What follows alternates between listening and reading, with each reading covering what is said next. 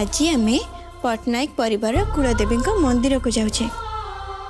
सेठी आमे माँ को दर्शन करवा। आ तमे दी जण माँ को पाखरु आशीर्वाद आनिब, जहा फल कि ए दुनियार कौन सी भी खराब शक्तिर नजर तम दी जन को ऊपर केबे भी पड़ी पारिबनी। आज भले गोटे एते बड़ भल दिन रे तम बापा आम सांगरे थांते कि सी तम दी जन को निज हाथ रे धरे तेबे माँ को मंदिर रे तम दी जन को पई आशीर्वाद मागी थांते।